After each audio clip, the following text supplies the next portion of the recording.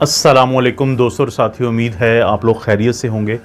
अगर आपके भी दांतों में हसासियत है, टूथ सेंसिटिविटी है, आप ठंडी या गर्म चीज़ खाते हैं तो उसके बाद आपके दांतों में टीसें उठती हैं, दर्द होता है, झंझलाहट होती है, तो इसका मतलब है कि आपको ये वीडियो ज़रूर देखनी चाहिए। और इस वीडियो के शुरू में मैं बताऊंगा कि आपको इसका इलाज कैसे करना है या किया जाता है, और वीडियो के बाद में इसके बाद में ज़रा साइंस की भी बात कर लेंगे।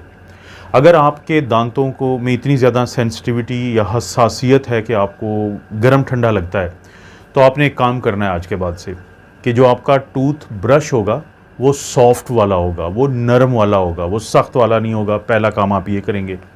दूसरा आपने ये काम करना है कि आप अगर अपना जो टूथ ब्रश यूज़ करते हैं, टूथपेस्ट यूज़ करते हैं और दांतों को जो साफ़ करते हैं, आपने बहुत आहिस्ता आहिस्ता करना है, तेज़ी से या ज़बरदस्ती या दबाव देके, या जब आपने टूथ ब्रश को बड़ी मज़बूती से पकड़ के आप रगड़ रहे होते हैं तो ये नहीं करना। और तीसरा आपने जो टूथ ब्रश करना है वो सर्कुलर मोशन में करना है, यानी जब आप अपने दांत साफ करेंगे तो ऐसे नहीं करना आपने, बल्कि आपने इन मूवमेंट्स में, ये है क्लॉकवाइज और ये है एंटी क्लॉकवाइज, यानी दायरे की शक्ल में आपने आहिस्ता आहिस्ता सॉफ्ट जो आपका टूथ ब्रश होगा उसको इस्तेमाल करते हुए अपने दांतों की सफाई करनी है। और आपने कोशिश करनी है कि दिन में कम से कम 2 दफ़ा आप टूथ ब्रश इस्तेमाल करें, और खाने के बाद करें, ना कि पहले इसको इस्तेमाल करें। और जो टूथ पेस्ट होगा उसकी सिलेक्शन बहुत ज़रूरी है।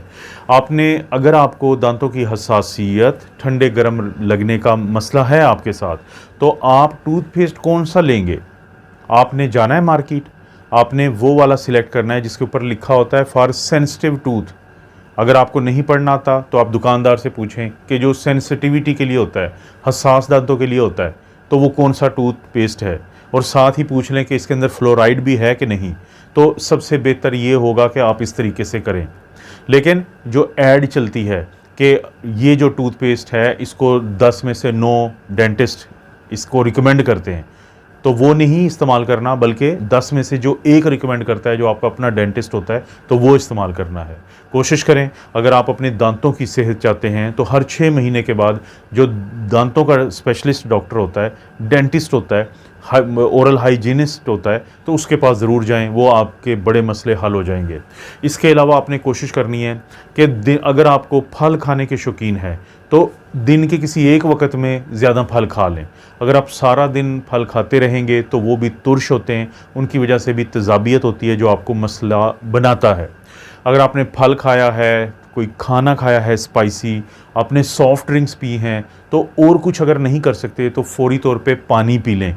पानी क्या करेगा? तेज़ाबियत को कम कर देगा। इसके क्या मसला होता है वो मैं आपको उस सेक्शन में बताऊंगा जिसमें मैंने कहा था कि साइंस की बातें करेंगे। और इसके अलावा आप कोशिश करें कि जो एक तो तुर्श चीज़ें, जो फ्रूट जूसेस होते हैं, ऑरेंज जूसेस होते हैं, ये तमाम चीज़ें क्या करती हैं कि ये भी आपके दांतों को हसास बनाती हैं। वो लोग जिनको तेज़ाबियत का मसला होता है, मैदे की तेज़ाबियत जब खुराक वाली नाली में आ जाती है, गले में आ जाती है, जिसको हम गैस्ट्रोइसोफेजियल रिफ्लक्स डिजीज़ कहते हैं, उसका इलाज ज़रूर जल्दी करवाएं, क्योंकि वो भी एक वजह है कि दांतों के हसास होने की। अगर आप रात को दांतों को रगड़ते हैं सोते हुए, आपको यानी दांतों को आपस में, घर वालों को पता होता है कि रात को आप जब सोते हैं तो आपके दांतों के आपस में टकराने की आवाज़ आती है, तो उस सूरत में भी आप डेंटिस्ट के पास जाएंगे तो आपको एक डेंटल गार्ड एक बना देगा, या बना हुआ होता है, तो वो रात को जब आप रख के सोएंगे, तो क्योंकि ये एक बहुत बड़ा वजह है दांतों को हसास बनाने की। दांतों को सफ़ेद करने के चक्करों में अगर आप पड़ जाते हैं, चिट्टे करने के चक्करों में पड़ जाते हैं, तो वो एक बहुत बड़ी वजह बन जाती है कि आपके दांतों की हसासियत में इजाफा हो जाता है, ठंडा गर्म फिर आपको लगता है और बड़े मसले बनते हैं।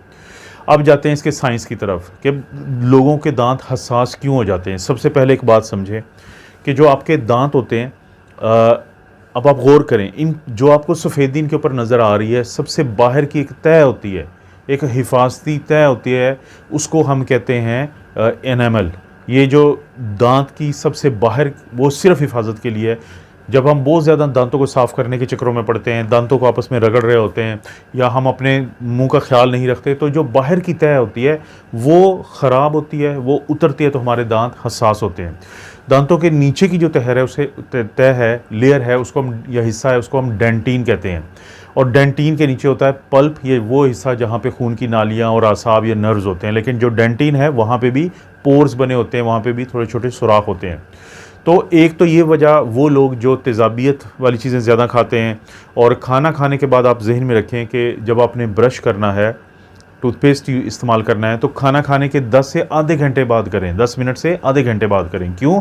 ताकि जो तेज़ाब होता है, अगर आप फौरी तौर पे ब्रश करेंगे, जो तेज़ाब वहाँ पे मौजूद होगा वो इस बाहर वाली लेयर को, इनेमल को नुकसान देगा। और एक दफ़ा ये बाहर वाली तह जो है, अगर ये ख़त्म हो जाए या कीड़ा लग जाए और तब भी ये ख़त्म हो जाती है, तो फिर नीचे की हसास वो तय जिससे दर्द महसूस होता है, तो वो बाहर आ जाती है, जिसकी वजह से लोगों को ये मसला बनता है।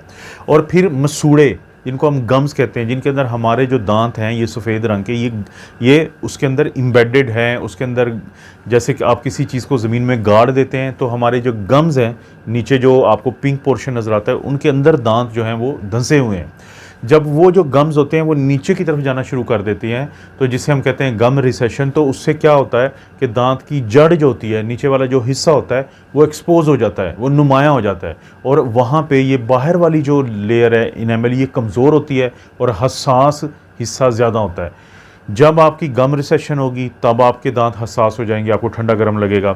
जब आपको दांतों के बाहर वाला जो हिस्सा है, जिसको एनामल कहते हैं, वो लेयर हट जाएगी। मुख्तलिफ़ तरीके से मैं बता चुका हूँ कि जब आप बहुत ज़्यादा तेज़ाबी चीज़ें खाते हैं, जब आप बहुत तेज़ी से रगड़ रगड़ के ब्रश करते हैं, जब आपका टूथपेस्ट ऐसा है कि वो आपके दांतों को सफ़ेद करने वाला ज़्यादा है, या फिर आपने हार्ड सख्त किस्म का टूथ ब्रश आप इस्तेमाल करते हैं, तो इन तमाम वजूहात की वजह से ये जो दांतों के सबसे बाहर की लेयर है, जिसे टूथ एनामल कहते हैं, तो वो हट जाती है, वो नुकसान हो जाता है, तो नीचे की हसास जो तय है वो नुमायाँ होती है, जिसकी वजह से लोगों को फिर ये हसासियत का मसला, ठंडा गर्म लगने का मसला जो है ये शुरू हो जाता है।